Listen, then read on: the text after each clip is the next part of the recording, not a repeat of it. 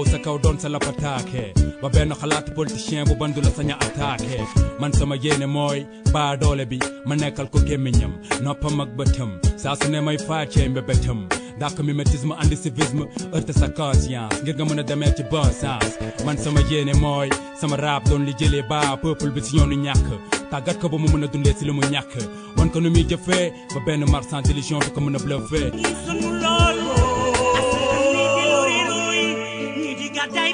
Mesdames, Mesdemoiselles, Messieurs, encore une fois, bonjour et merci de suivre votre émission Objection.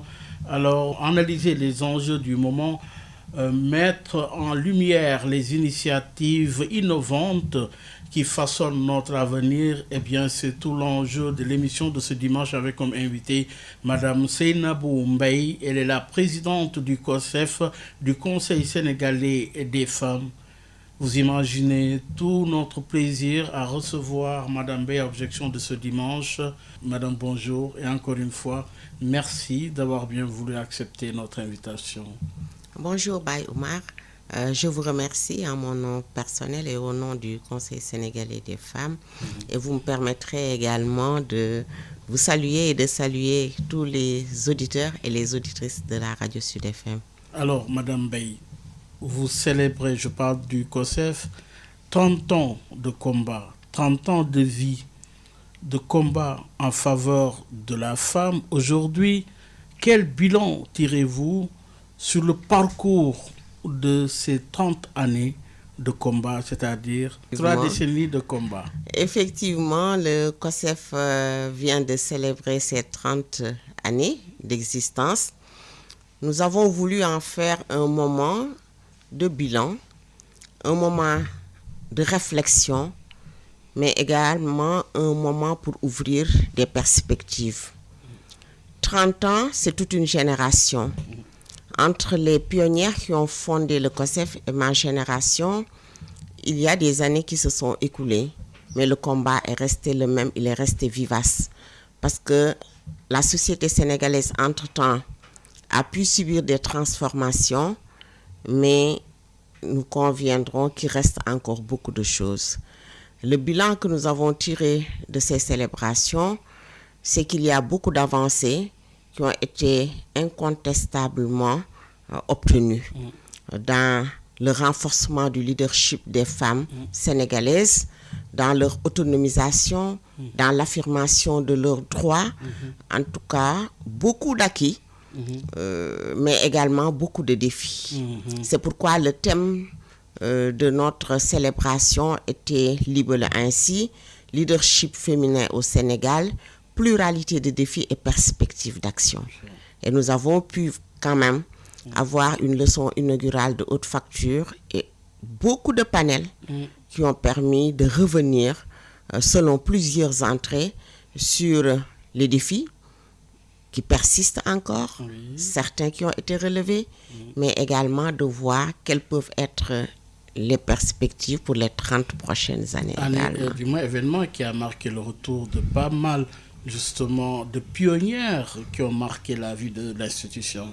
Effectivement, et cela a été le reflet de l'amour que ces pionnières portent encore pour leur bébé. Vous avez aperçu Madame Aminata Mbengue Ndiaye. Effectivement, Madame Aminata Mbengue Ndiaye, membre fondatrice du COSEF, les Awadja Thiam, Marema Touré, Aminata Faye Kassé, Ndeye Lucie Cissé, Kiné Diop qui était empêchée, Rokhyatou Gassama et moi, la 7e présidente, mais également les familles de nos pionniers et pionnières disparus pour qui nous implorons la miséricorde divine. Parce qu'il y a un monsieur qui a joué un rôle fondamental dans le processus qui a permis la création du COSEF, c'est Feu Babacar Sine, ministre à l'époque du président Abdou Diouf, féministe convaincu, qui était le fondateur et le directeur de l'Institut africain pour la démocratie. C'est lui qui avait organisé un séminaire. Ah oui, le séminaire tenu en novembre 1994 dans le contexte annonciateur de la 4e conférence mondiale des femmes de Beijing de 95, c'est lui qui l'a financé. Et cette rencontre de 2 journées avait regroupé des centaines de femmes venues de tous les horizons pour réfléchir sur l'état des femmes dans la démocratie. C'était cela. Et les conclusions ont montré que les femmes au Sénégal, quel que soit le bord où elles se trouvaient, vivaient les mêmes situations de discrimination, d'exclusion, de violence. Les femmes n'avaient pas le droit à la parole, ou leur parole ne portait pas. Les femmes ne comptaient pas réellement dans les instances de prise de décision. Vous êtes femme de lettres, mais autant que vous, Madame Aminata Sow Fall a marqué aussi la vie de cette Effectivement, institution. elle a été la présidente du comité d'initiative parce que je pense qu'il faut bien comprendre le contexte de l'époque où il y avait de vives oppositions entre les partisanes. Vraiment, et comme cette rencontre avait... conservatrice. Voilà. Cette rencontre avait mobilisé les femmes de tous les partis politiques. Il fallait trouver une personnalité neutre qui faisait le consensus. Et Madame Aminata Sow Fall, pour qui nous prions, nous implorons Allah de lui accorder encore une très longue vie. Donc, nous l'avons célébrée, nous lui avons rendu hommage, nous l'avons décorée et sa famille était présente, était avec nous. Donc, c'est elle vraiment qui a été la personnalité qui a fédéré toutes les femmes autour de cet idéal de recherche d'un cadre fédérateur. Parce que c'est ça le COSEF. Les femmes étaient dans leurs organisations syndicales, politiques, etc. Mais il fallait leur trouver un cadre transpartisan qui dépassait toutes les appartenances politiques, un cadre neutre où elles venaient poser leurs questions, débattre des questions uniquement liées aux droits des femmes. C'est cela le COSEF. Et vous avez vu, comme vous l'avez dit, toutes les pionnières étaient avec nous pendant 2 jours. Et c'était un moment émouvant. Elles ont tenu à respect. Ah oui, toutes les 13 régions du Sénégal, plus Dakar, étaient représentées. Et on n'était pas seulement entre nous, toutes les associations sœurs, les universitaires.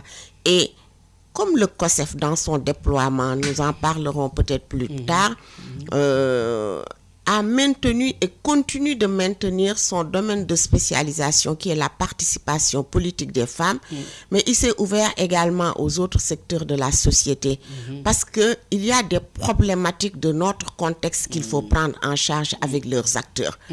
By Oumar, nous assistons à un déploiement de tout un courant anti-droit maintenant qui veut remettre en cause les acquis que nous avons obtenus de haute lutte. Voilà.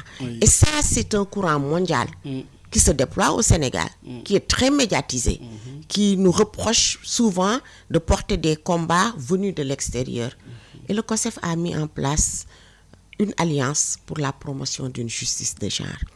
Et dans cette alliance, nous avons fédéré les religieux, que ce soit les islamologues, que ce soit l'Église et toutes les autres sœurs des centrales syndicales, des universitaires, les communautaires comme les Badjanogor, l'école des maris. Les femmes de médias. Les femmes de médias, ils sont également.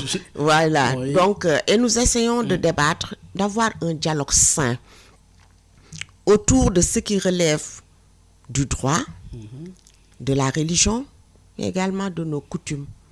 Pour avoir des convergences parce qu'il le faut.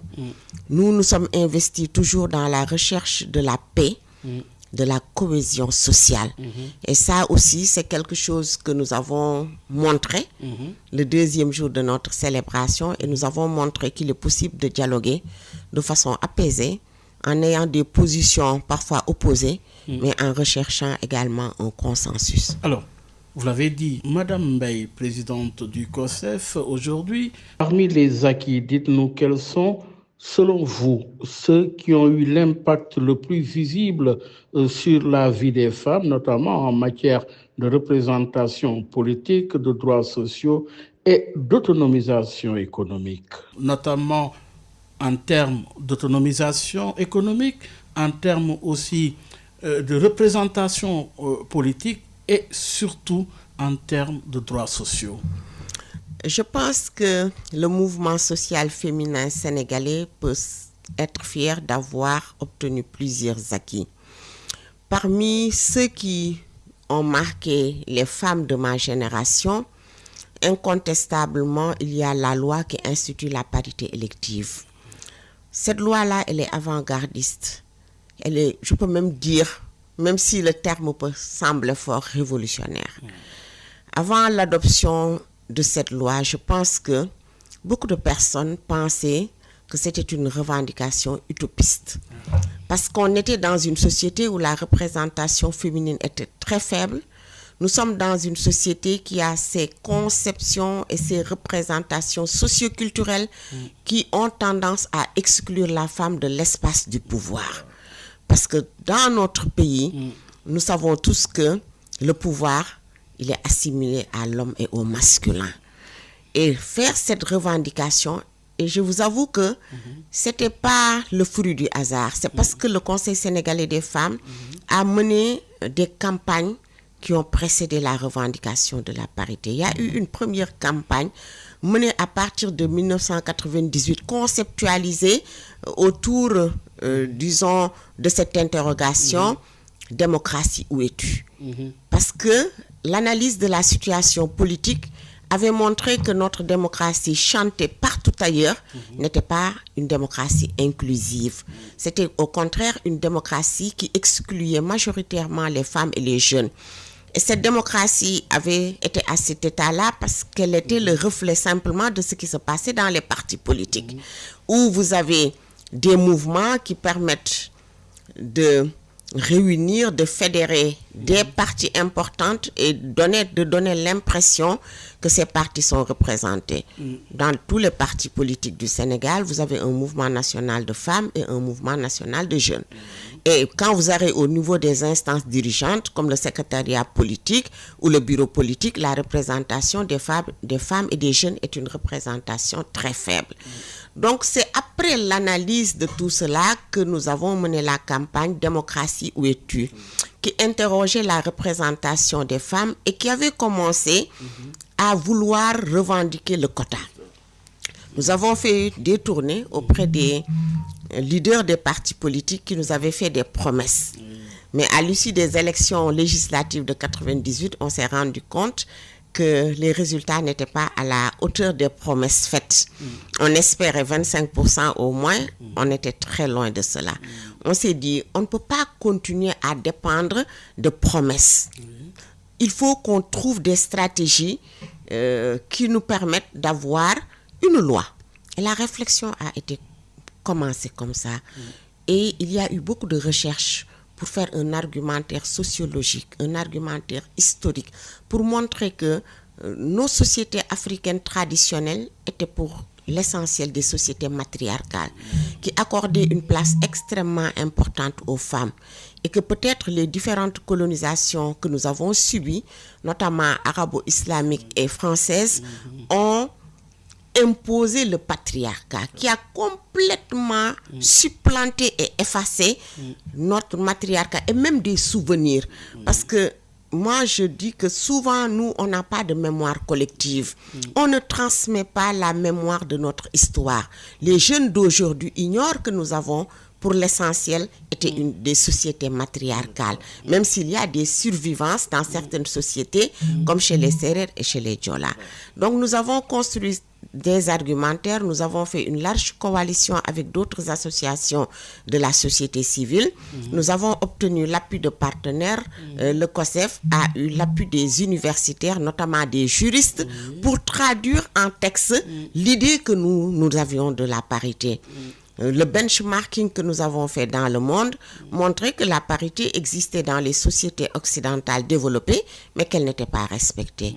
Et nous avons dit, nous voulons une parité effective, donc il ne faut pas qu'on donne la possibilité aux politiques de ne pas respecter la parité et de payer une amende comme en France, mais il faut que nous, on ait dans notre dispositif, disons, un article ou un alinéa qui fasse de la parité une condition de recevabilité des listes électorales. La parité intégrale. Et voilà. Oui. Donc, si la liste ne respecte pas la parité, elle ne doit pas être reçue par l'autorité administrative. Elle doit être rejetée. Rejetée. Et nous avons également fait la parité alternée. Ça nous évite d'avoir peut-être les hommes aux premières places et les femmes en dernière position. Mais quand vous avez une parité alternée, c'est comme une paire dans laquelle vous avez forcément un homme et une femme. Donc, je reviens à votre question pour des... Ça, sur le plan politique. Sur le plan politique, c'est une avancée. Je pense que sur le plan économique également... L'autonomisation est loin d'être assurée. Voilà, il y a beaucoup d'initiatives qui sont portées par l'État du Sénégal, mais également par des partenaires financiers, mais qui maintiennent toujours la femme dans la petite économie et dans le secteur informel. Dans l'informel. Dans l'informel. Oui. Les femmes sont dans la transformation. Beaucoup de Vous transformation. avez rencontré ces braves femmes sur la route. C'est ça, vers- le matin, très tôt, dans la banlieue, Oui. portant leur bassine pour aller au marché aux poissons, aller acheter des légumes. C'est cette petite économie qui fait vivre en réalité nos maisons, qui paye les frais de scolarité des enfants, qui soigne les malades. Mais c'est une économie très précaire. Et je pense que la Covid a montré que cette économie-là est très précaire. Parce que quand on a instauré le couvre-feu et instauré les mesures barrières, les femmes qui vendaient le dîner à partir de 19h avec le couvre-feu ne parvenaient plus à sortir. Et cela a eu des répercussions terribles sur nos familles. Autonomisation, oui, mais il faudrait qu'on accompagne les femmes pour qu'elles sortent de la microéconomie pour aller vers la macroéconomie, être des capitaines d'industrie, que l'État aide à mettre des unités de production qui leur permettent d'aller vers la sous-région, d'aller davantage vers le marché, en tout cas le marché moderne. Et donc, je pense qu'en termes d'économie, d'autonomisation économique, je reconnais ce qui a été fait, mais j'avoue également qu'il y a beaucoup à faire. Sur le plan social, sur le plan social, en mais termes de droit. sur le plan juridique, beaucoup de réformes. Ça, je l'avoue, les gens comme moi ont vécu l'équité fiscale. Moi, au début de ma carrière, il n'y avait pas d'équité fiscale. On payait beaucoup parce qu'on était femme, on était célibataire. Mais quand on a eu l'équité fiscale, je pense que c'est une mesure qu'il faut saluer, mais il y a également eu véritablement une réforme du cadre juridique sénégalais. Il y a beaucoup d'avancées que nous avons obtenues sur le plan juridique. Il en reste beaucoup. Vous entendez notre revendication concernant la révision du Code de la famille. Nous pensons que on doit quitter la puissance paternelle pour aller vers une autorité parentale partagée. Donc, il y a encore beaucoup d'efforts à consentir. Hein? Effectivement. Oui, en termes de retard et de progrès, la balance n'est pas encore équilibrée. N'est pas encore équilibrée, mais c'est ça une société également. Elle est en marche et elle doit relever les défis de l'heure. On a encore beaucoup de défis en termes de scolarisation des filles. Il y a beaucoup qui a été fait, mais plus on avance et on gravit l'échelle, plus on se rend compte qu'il y a des défis encore. Quand vous allez à l'université, vous allez voir que le taux de jeunes filles qui continuent et qui parachèvent leur cursus jusqu'au doctorat, ce taux-là va se réduire. Hein. Les femmes sont rares, peut-être parce que c'est beaucoup de temps. Et nous avons une conception sociale qui voudrait que la femme puisse se marier à un certain âge. Souvent, c'est les parents qui sortent leurs enfants, qui leur mettent beaucoup de pression. Il faut être une forte tête. Franchissent de plus en plus oui, il faut être une forte tête pour continuer. Mais également, il y a beaucoup de difficultés. Il y a beaucoup de... Plus vous avancez, plus les difficultés sont là. Parfois des difficultés économiques, culturelles, etc. Et on se rend compte que les filles ne progressent pas. Donc, mais quand même, par rapport à quelques années, il y a beaucoup de femmes quand même. Ça, il faut le saluer. Je pense que récemment, on est sorti de l'agrégation du CAMES et il y a nos sœurs qui ont été... Voilà. Donc ça, je pense que c'est à saluer. Il y a des efforts qui sont faits, il y a une lutte constante qui est menée, mais disons que les obstacles et les résistances sont encore là. Alors, parlons des enjeux actuels de la femme. Aujourd'hui, avez-vous évalué l'implication des femmes dans les instances de décision? De ce point de vue, quel est justement le résultat?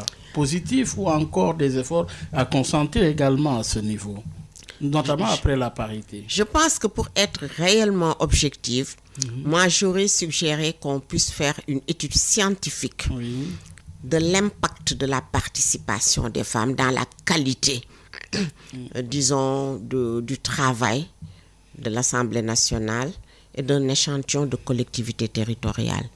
Nous avons fait des évaluations partielles.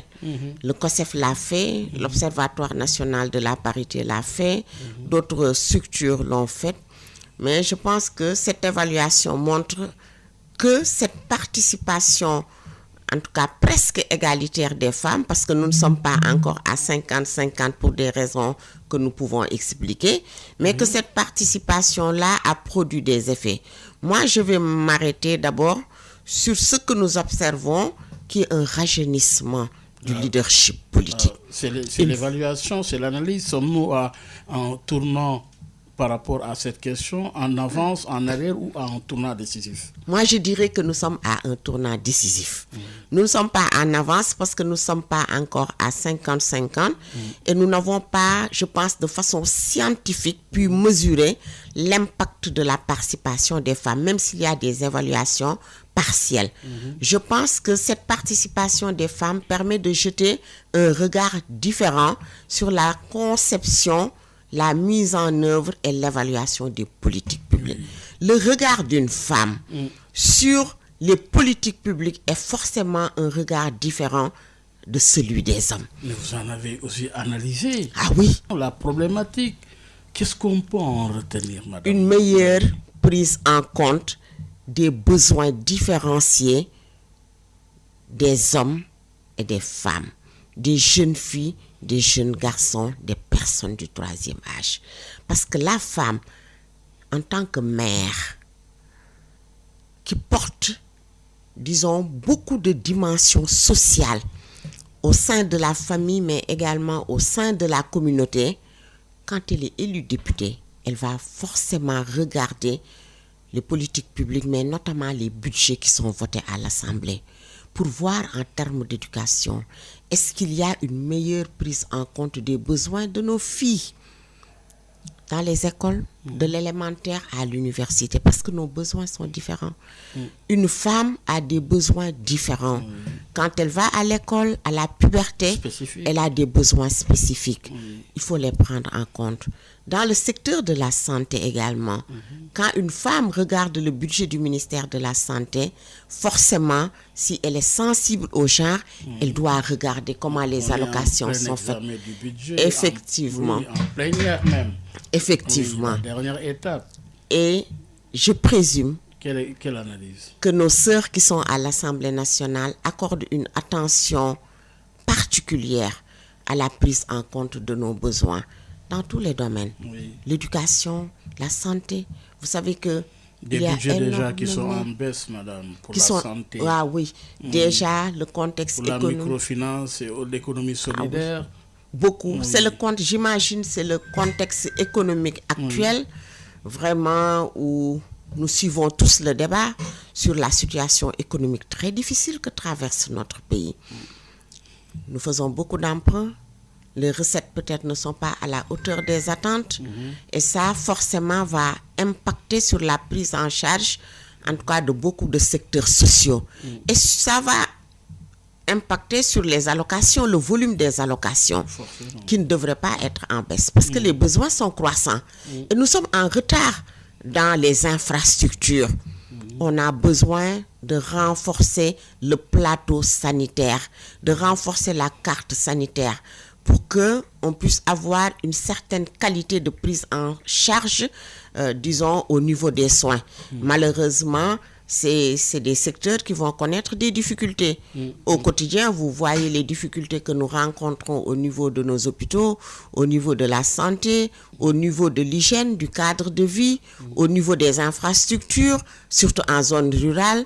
Donc, c'est énormément de défis, de défis économiques, mais auxquels les femmes devraient davantage prêter attention, les femmes qui sont au niveau des instances de décision, porter le plaidoyer, parce qu'elles sont les héritières de toute cette revendication et de tous ces acquis qui ont été obtenus par le mouvement féminin. Maintenant, il faudrait qu'elles sachent quel usage en faire. Ce que nous attendons d'elles, c'est qu'elles portent les plaidoyers, c'est qu'elles jettent un regard sensible au genre sur les budgets, mais c'est également qu'elles puissent nous aider à faire les réformes que nous attendons. Mais justement, toujours dans la même dynamique, avez-vous l'impression que ce budget répond suffisamment aux enjeux du genre, notamment autonomisation en matière de santé, mais également autonomisation en matière d'éducation, défis, financement adapté au projet des femmes? En tout cas, le Sénégal s'est doté d'un mécanisme national de prise en charge des questions de genre à travers le ministère de la Famille. De l'action sociale maintenant et des solidarités.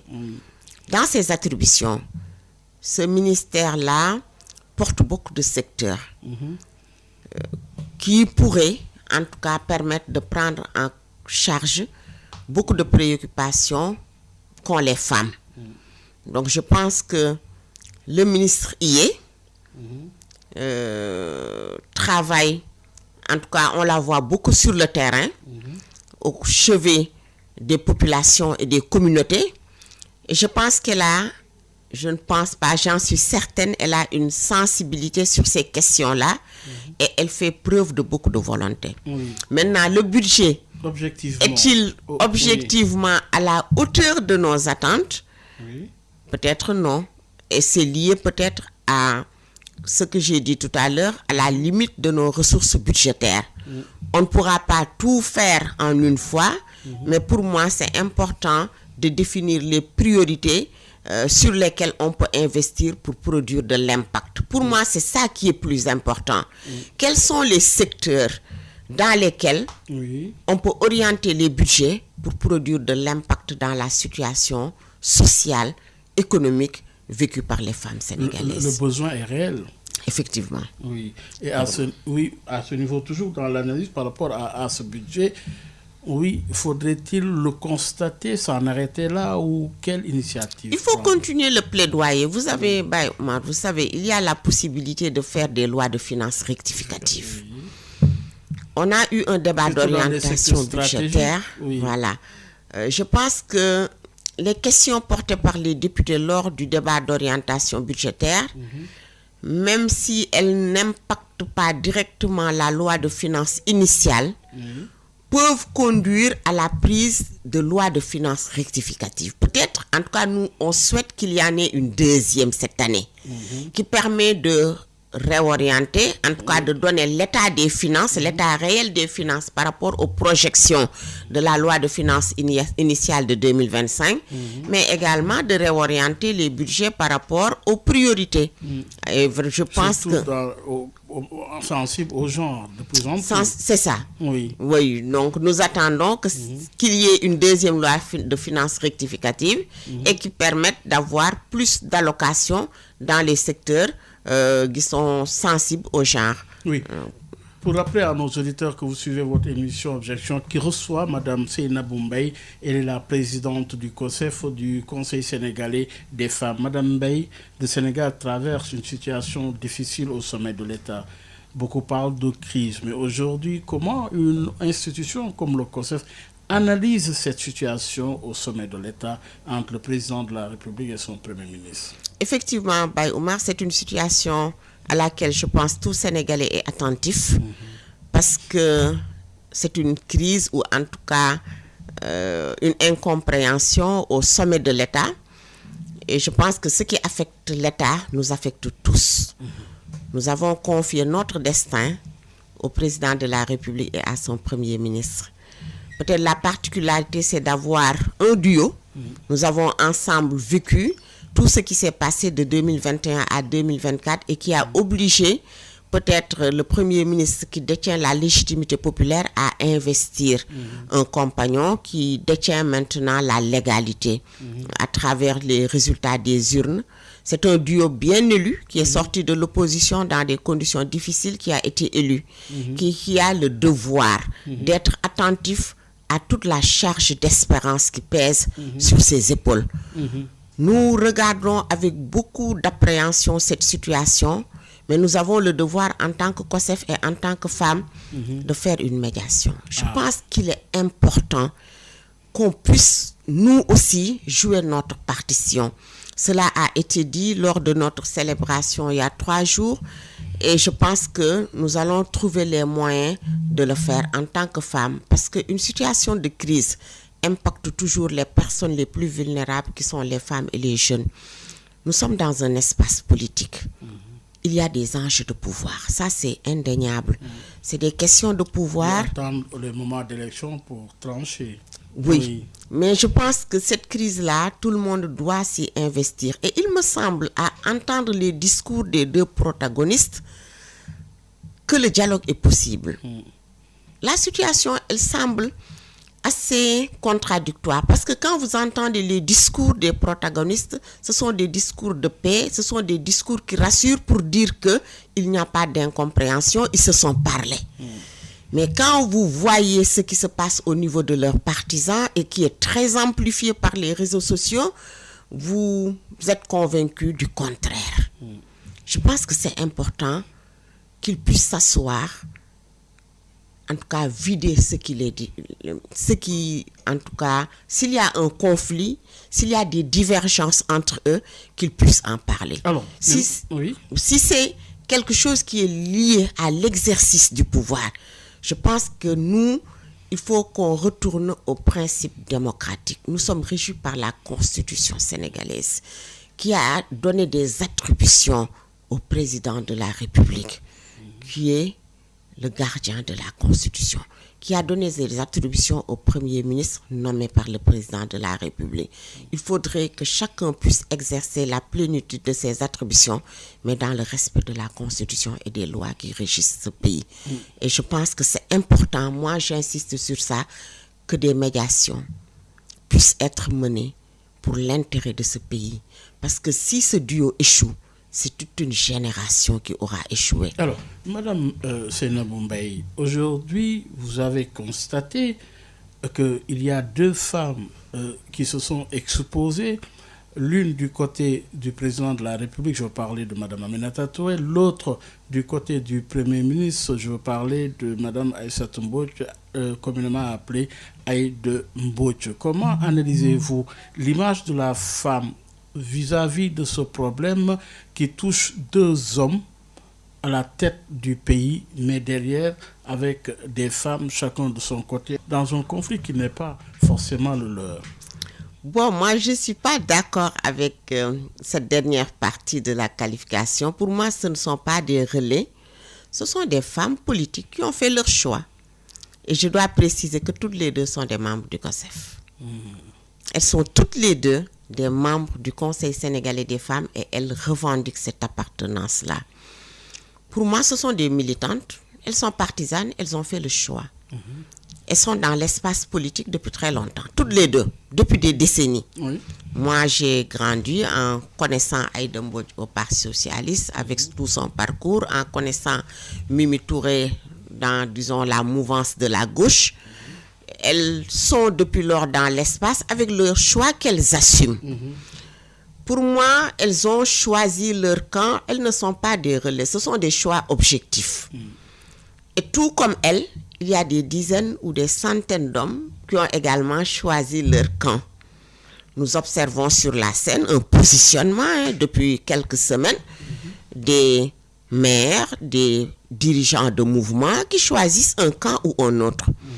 Autant je vais concéder à ces hommes la liberté de choix, autant je vais concéder à Madame Aminata Touré, à Madame Aïssatou Mbodj cette liberté de choix. En espérant qu'elles pourront, en tant que femmes, avoir une certaine sensibilité qui leur permettra, en tout cas, de jouer à l'apaisement, à la cohésion, à une entente, à ce que ces deux jeunes puissent se retrouver. Moi, c'est ça que j'attends, mais je leur concède la liberté de choisir leur camp. Oui, mais est-ce que cela ne pose pas un problème beaucoup plus profond, c'est-à-dire la participation des femmes dans les appareils politiques? Je pense que pour ce qui concerne ces deux femmes leaders politiques, elles ont dépassé l'âge d'être instrumentalisées. Elles ont fait leur choix. Moi, je suis convaincue qu'elles ont fait des choix qu'elles assument. Peut-être qu'elles auront l'occasion de pouvoir expliquer les raisons de leur choix aux populations sénégalaises, mais je pense que c'est des choix librement consentis. Maintenant, les femmes dans l'espace politique sénégalais, c'est un problème. Moi, je pense que c'est le reflet de la place qu'elles occupent encore dans les partis politiques. Si vous vous amusez à décompter le nombre de femmes qui dirigent encore des partis politiques, je suis sûre que nous n'en sommes pas à 10%. C'est un problème. Cela ne démontre pas une limite aussi du COSEF dans le combat des femmes, pas du notamment tout. Sur le terrain politique, Madame Baye? Pas du tout, Baye Oumar. Les transformations sociales s'opèrent dans la durée. Il faut acquérir des victoires, les consolider et continuer le combat. Il y a des réalités pour moi qui sont sociales. Il y a de véritables obstacles socioculturels à l'affirmation du leadership des femmes dans l'espace politique. Avez-vous analysé, Effectivement. pour les dépasser? Effectivement. Parce qu'en Namibie, il y a des pays où vous trouvez des femmes présidentes de la République. Oui, mais nous sommes de tradition francophone. Oui. Je pense que dans Vos nos sœurs anglophones sont allées plus loin que nous. Ça aussi, il faut le reconnaître. Je pense que nous qui sommes, disons, héritières de la colonisation française, on peine encore à affirmer le leadership des femmes au niveau politique. Ça, c'est une réalité. Regardez même ce qui se passe en France. Il y a des tentatives d'émergence, mais tout de suite, c'est des coalitions. Les hommes se retrouvent pour barrer la route aux femmes. Donc, Mais en Allemagne, ça a abouti. Ça a abouti en Allemagne, mais dans l'espace francophone, c'est encore beaucoup de problèmes. Et moi, je pense que ces obstacles font que c'est la société sénégalaise, pour moi, qui n'est pas encore prête à élire une femme à ce niveau. On a eu quand même des femmes premiers ministres, mais qui sont à un stade d'exécution, de nomination, qui sont nommées. On a eu des tentatives de candidature féminine. On a même eu des candidatures féminines. Vous vous souvenez, le professeur Amsatou Sow Sidibé, Diouma Dieng, n'a même pas pu dépasser le filtrage. Voilà, elles n'ont pas pu, mais il y a eu la candidature à la fois de la jeunesse et de la féminité portée par Anta Babacar Ngom. Mais vous avez vu le décalage qu'il y a entre le programme qu'elle a porté et l'écho qu'elle a eu au niveau de la population. Est-ce que vous les avez appuyés, vous, à votre niveau? Qu'est-ce que vous avez fait pour appuyer ces femmes qui ont tenté, en tout cas, d'émerger à ce niveau? Nos associations de femmes, je vous avoue, associent les candidates, les appuis. Vraiment, il y a des appuis qui se font. Et il y a beaucoup de candidates, notamment au niveau des législatives, qui sont reçues, qui sont formées, qui sont accompagnées. Au niveau des élections locales de 2022, le COSEF a beaucoup appuyé les candidates. Mais quand vous venez à ce niveau-là, à l'élection présidentielle, c'est comme si c'était un espace, il y a un plafond de verre que les femmes ne parviennent pas, en tout cas, à pousser vers le haut. Il y a comme une coalition, comme je l'ai dit, masculine contre ces candidates féminines, candidatures féminines, en infantilisant même le discours. Vous avez suivi comment même les médias, ceux qui font un peu dans l'humour, ont présenté le discours de Anta Babacar Ngom. On n'a pas écouté son discours, qui était un bon discours, adossé à un bon programme. Tout de suite, on a dérivé son programme, on a orienté la candidature de Anta Babacar Ngom vers son travail, notamment en parlant de poussins, en parlant de vous, à votre niveau, au niveau du COSEF, en Oui. tant qu'institution, Oui. quelle stratégie d'appui à ces femmes qui émergent et qui se battent sur le terrain politique? Baye Oumar, Oui. je sais qu'il y a Concrètement, des stratégies oui. qui sont déployées, mais Oui. Pour c'est contenir l'espace pour politique. contenir toute cette tentative de blocage, par exemple. C'est difficile à contenir à cause de l'explosion médiatique, Oui. mais à cause du traitement qui est fait de l'information. Vous voyez, pendant cette campagne, il y a des médias qui font un traitement très objectif, très scientifique des discours, mais pour l'écrasante majorité, surtout avec les réseaux sociaux qu'on ne contrôle pas, qui sont nombreux, il y a un traitement, disons, qui tend vers l'humour et qui dénature complètement et qui dévoue le discours qui est complètement dévoyé. Mais je vous dis, Baye Oumar, que malgré les stratégies aussi, il faut observer la configuration. Il y a un travail de déconstruction je suis à faire, tout à fait Madame d'accord. Baye. Je suis tout à fait d'accord, Baye Oumar. Il y a un travail de déconstruction et je vous avoue que nous y sommes. Mais nos réalités sociales et culturelles ont la vie dure. Tout ce qu'on construit, vous observez même dans l'espace médiatique actuel, dans l'espace social, qu'il y a tout un discours qui tend à remettre en cause tous les droits acquis par les femmes. C'est des discours anti-droits, c'est presque des discours messianiques qui nous disent que la femme n'a pas sa place dans l'espace public. Elle doit retourner à l'espace domestique. Qui nous traite même, nous, femmes de la société civile, de femmes qui ne croient pas en Dieu. Tout simple, ce discours-là, il est en train de se déployer au niveau international, mais au Sénégal, malheureusement. Et c'est des discours qui trouvent écho parce qu'on leur donne la parole. Mais pour revenir, Baye Oumar, à l'analyse que je faisais par rapport aux difficultés d'émergence des femmes dans l'espace politique. Au Sénégal, si vous observez, à chaque fois qu'il y a une élection présidentielle, il y a une bipolarisation. Cette bipolarisation ne donne pas d'espace à une troisième voie. C'est ce que nous vivons depuis 2012. En nombre, vous n'êtes pas sous-représenté quand même. Ah oui, mais... Ça devrait être un avantage, une opportunité à saisir. On ne vous la donne pas. Mais les femmes ne votent pas forcément pour les femmes. Ah, ça aussi, c'est un problème. La solidarité féminine, on en parle, mais des femmes vous diront qu'elles ne votent pas les yeux fermés pour une femme. Il y a beaucoup d'affect dans notre militantisme au Sénégal. Et ça, c'est valable aussi bien pour les hommes que pour les femmes. Souvent, on suit les leaders politiques parce qu'il y a quelque chose qu'on apprécie chez eux. On ne suit pas, on ne vote pas pour un programme. On suit ça, c'est une réalité qui est là. Et les gens auront tendance à suivre tel leader parce que c'est un leader qui leur plaît, c'est un leader qui communique bien, c'est le leader qui leur inspire telle chose. Mais qui façonne leur existence aussi. Oui, mais est-ce que les gens y réfléchissent avant de voter? Je n'en suis pas sûre. Les gens vont suivre et c'est pourquoi souvent on est toujours déçu. Observez le vote sénégalais. C'est un vote de déception qui sanctionne.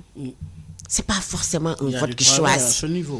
Moi, depuis la première alternance, j'ai l'impression que les Sénégalais, ils sanctionnent. Et en sanctionnant, ils vont élire quelqu'un. Au bout de quelques années, ils vont exprimer une certaine déception. Ils n'en tirent pas les conséquences, ils n'en tirent pas les leçons. Ils vont reproduire la même chose. Quelle alternative, Madame Seynabou? L'alternative, c'est la formation, c'est l'éducation citoyenne. Les partis politiques ont délaissé le champ de la formation. Nos associations gagneraient également à investir davantage dans l'éducation civique et citoyenne. Pour moi, il n'y a pas d'autre alternative, Baye Oumar. Une éducation pour qu'on connaisse davantage nos droits, mais également nos responsabilités civiques et citoyennes. Et une éducation qui commence depuis l'élémentaire ou depuis le préscolaire, qui nous façonne. Baye Oumar, on a besoin pas seulement d'instruction pour nous donner des connaissances livresques. On a besoin de façonner le type de Sénégalais dont notre société a besoin. Un type de Sénégalais. L'adapter à nos besoins en tant que Sénégalais. Effectivement, et qui porte nos valeurs. Baye Oumar, vous n'êtes pas interpellé quand vous regardez la jeune génération. Vous n'êtes pas en train de vous dire que nos enfants nous ont échappé, qu'ils ne nous ressemblent pas. Qu'avons-nous fait? Qu'avez-vous fait pour Question maîtriser cette pertinente. question? Oui. Question pertinente. Oui. La mondialisation est survenue et nous n'avons pas été préparés, nous ne l'avons pas préparé. Nous avons laissé nos pays être des champs ouverts, des chambres ouvertes ou d'autres valeurs. Parce que ces technologies-là, Internet, les radios, les bouquets que nous avons véhiculent des idéologies et des valeurs. Ce n'est pas seulement des images. Et d'autres idéologies se sont superposées aux nôtres. D'autres valeurs sont venues supplanter celles que nous n'avons pas réussi à consolider et à transmettre à nos enfants. Moi, je suis, en tant qu'enseignante, interpellée. Je me dis, la famille sénégalaise que j'ai, moi, mes enfants, la famille à laquelle j'assiste, n'est pas cette famille que moi j'ai connue. Et qu'en termes de valeurs, on a beaucoup perdu. Et il faudrait, moi, faire le travail à la base. C'est un travail de construction de longue haleine. Et nous devons nous donner et le temps et les moyens. Et c'est pourquoi, moi, quand je vois l'espace politique, je suis désolée. Parce que c'est des luttes immédiates pour occuper l'espace du pouvoir. Mais pour en faire quoi? Pas pour travailler pour la postérité. Je n'ai pas cette impression. On travaille pour un mandat, pour 2 mandats. On fait ces mandats et on part. Moi, j'attends. Les problèmes sont beaucoup plus profonds. Plus profonds. Oui. Et beaucoup plus difficiles. Oui. Et prennent beaucoup plus d'envergure. Oui. Moi, je souhaite. Et de moyens également. Et c'est ce que j'attends encore du régime actuel. C'est qu'il puisse avoir des programmes à long terme. Et que les Sénégal puissent trouver des consensus pour ne pas toujours faire la politique de la table rase. Chaque fois qu'il y a une alternance, on a l'impression que le Sénégal vient de naître. Le Sénégal, il doit capitaliser ses acquis, les consolider et regarder fièrement vers l'avenir, mais un avenir assez lointain. Construire pour une génération, construire pour des générations, pour la postérité. Faire le travail qui permet de léguer quelque chose pour la postérité et non pas pour des mandats. Si nous devons nous interroger sur le plan politique, nous le devons également sur le plan social, dans le cadre des violences en termes de genre. De ce point de vue aussi, un énorme travail reste à faire, Madame. Effectivement. Oui. Effectivement. Et pour moi, ces défis relèvent de notre conception sociale. Bayoumar, j'ai dit tout à l'heure que, faute de transmission de notre mémoire collective, peu de jeunes connaissent notre histoire. Immatérielle, oui. C'est ça. On n'a pas légué cet héritage. Ce qui fait que la femme est perçue à la limite comme une possession de l'homme. Et je pense que tout le cérémonial auquel nous assistons, même pendant les mariages, ce cérémonial-là tend à le prouver. La femme, c'est comme un objet qu'on vend. Et on vous fait un discours pour vous dire de vous soumettre. De vous soumettre jusqu'à la mort. Quand on vous bat, vous devez endurer de façon stoïque. Quand vous êtes malheureuse, que vous n'aimez pas votre mari, on vous dit, une femme ne doit pas tomber amoureuse, elle va s'habituer. On n'a pas besoin qu'une femme dise qu'elle est amoureuse, elle va s'habituer à son mari. Vous souffrez, on vous dit il faut souffrir en silence parce que c'est cela qui fera la réussite de vos enfants. C'est ça qu'on transmet à nos enfants. On vous dira que vos grands-mères, vos mères ont supporté cela et vous devez continuer. Mais jusqu'au sacrifice ultime. C'est pas ça qu'on doit transmettre. On doit, dans l'éducation, montrer que l'homme et la femme sont d'égale dignité. Ce sont des êtres humains qui ont les mêmes droits humains, qui doivent avoir et qui peuvent avoir les mêmes aspirations à la liberté, au bonheur, à la joie, à la réussite et au choix de vie. Et vous êtes loin encore de ce besoin d'altérité en termes de réalité au Sénégal. Vous êtes très loin de ce besoin. Nous y sommes, surtout en zone rurale. Ça, c'est indéniable. Là, il y a un énorme travail. Il y a un énorme défi à relever. Effectivement. Et je reviens à ma conviction que c'est par l'éducation civique et citoyenne, c'est par l'éducation aux valeurs, mais c'est par la construction des valeurs qu'il faut choisir et qu'il faut transmettre. Alors, vous avez célébré les 30 ans, c'est pas encore la fin, j'imagine. Oui. Mais que reste-t-il du combat? Le combat, on a fait beaucoup d'avancées. Je pense que le bilan, il est élogieux.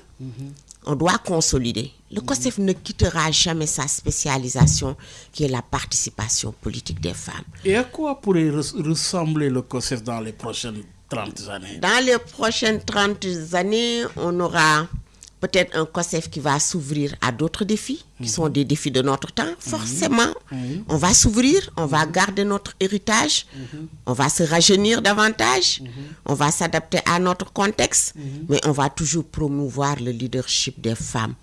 L'héritage, il va perpétuer ce que nous avons reçu de nos anciennes, de nos pionnières. Nous allons recevoir le plan flambeau. Nous allons le transmettre, nous l'avons actuellement, ma génération, quand je dis moi, je parle de ma génération, il y a une autre génération qui va venir et à qui nous allons transmettre le flambeau pour mener le combat toujours pour le renforcement du leadership des femmes, pour l'affirmation, la reconnaissance, l'effectivité de leurs droits, mais également pourquoi pas d'ici 25 ans ou avant même 25 ans, avoir une présidente de la République. Pourquoi pas? Vous êtes enseignante. Actuellement, le climat est un peu délétère dans nos différentes universités, surtout à Dakar. Quel enseignement? Cela nous pose beaucoup de peine de voir que c'est un éternel recommencement. Ma génération a vécu 88, année blanche, alors encore élève. 92-93, session unique, année invalidée, année suivante, c'est toujours un cycle de violence perpétuelle. Et je pense qu'il faut un dialogue franc et sincère pour trouver une solution définitive à ces grèves récurrentes qui détruisent tous les investissements. Ça aussi, je lance un appel à mes enfants, parce que ce sont mes enfants, qu'on sache que le bien public, quand on le détruit, c'est nos parents, c'est nous qui allons payer avec nos impôts. Il faut qu'on explore d'autres formes de manifestation, beaucoup plus citoyennes. Mais il faut également que l'État, le gouvernement, fasse beaucoup plus d'efforts pour payer les bourses dans les délais. Une bourse, je peux dire même que la dignité de certains étudiants dépend de la perception de leur bourse. Cette bourse-là fait vivre les étudiants, fait vivre même des familles, leur permet d'être dans des conditions de dignité, de tranquillité, de sérénité pour pouvoir étudier correctement et réussir. Vraiment, je pense que c'est un appel à faire pour un apaisement du climat social à l'université, mais pour un dialogue également et pour des solutions structurelles. Alors, dernier message, lequel à l'endroit de ces jeunes qui comptent militer dans les instances politiques et qui pourraient être découragés par le climat actuel? Je dis aux jeunes de s'armer de courage, de patience, mais de s'armer de savoir aussi. C'est important d'avoir les compétences, mais aussi d'être très patient, d'aller militer. Parce que si vous ne militez pas, si vous n'êtes pas dans les espaces de décision, vous allez subir les décisions. Alors que si vous êtes élu, vous avez l'opportunité de pouvoir influer sur les décisions qui s'appliquent à la nation en général. Donc je les invite à militer dans nos associations, mais également dans les partis politiques où elles peuvent avoir de la place, faire entendre leur voix, espérer être élus, se battre pour être élus, mais également se battre au sein des partis politiques. Ouma, les transformations politiques doivent être opérées au niveau de nos partis politiques. Nous avons la loi sur la parité qui permet d'avoir une parité dans les instances, mais cette parité doit induire des transformations importantes au niveau des partis politiques, qui sont les organisations où on investit les personnes qui président aux destinées de notre nation. Maintenant, le dernier mot aussi à la présidente du COSEF. Être partisan, être militant, mais être citoyenne, membre du COSEF. Effectivement, Baye Oumar, le dernier mot, c'est des mots de remerciement à toutes les personnes qui se sont mobilisées, qui ont montré que le combat porté il y a 30 ans est un combat qui leur tient encore à cœur et qui ont voulu accompagner la jeune génération. Moi, l'appel que je lance, c'est qu'il y a toujours des plages de convergence entre différentes générations. Et pour moi, ça, c'est une richesse extraordinaire que le Sénégal doit préserver. La jeune génération ne doit pas penser que le Sénégal commence avec elle et que les anciennes générations sont inutiles. Toujours, il y a de l'expérience qu'on peut hériter des générations antérieures et que cette génération se batte parce qu'elle a une mission à remplir dans un contexte extrêmement difficile à tous les niveaux, parce qu'il y a une crise économique mondiale. Elle doit trouver des ressorts qui lui permettent de tenir debout et de tenir la barque sénégalaise. Chaque génération avec sa propre mission, la trahir ou l'assumer. En tout cas, bravo et tous nos encouragements pour le COSEF que vous représentez et aux braves femmes qui mènent un combat jour après jour dans un contexte difficile. En tout cas, merci encore une fois. C'est moi qui vous remercie. Ça a été un énorme plaisir. Certainement, on aura d'autres occasions pour rappeler quelle était notre invitée, Madame Seynabou Mbaye, la présidente du COSEF, le Conseil national des femmes. Mesdames, Messieurs, merci de nous avoir suivis. Rendez-vous dimanche prochain avec un autre invité. Excellente suite sur la 98.5 et place à présent à El Hadji Malick Ndiaye et son invité dans le cadre de Dianobi. Au revoir.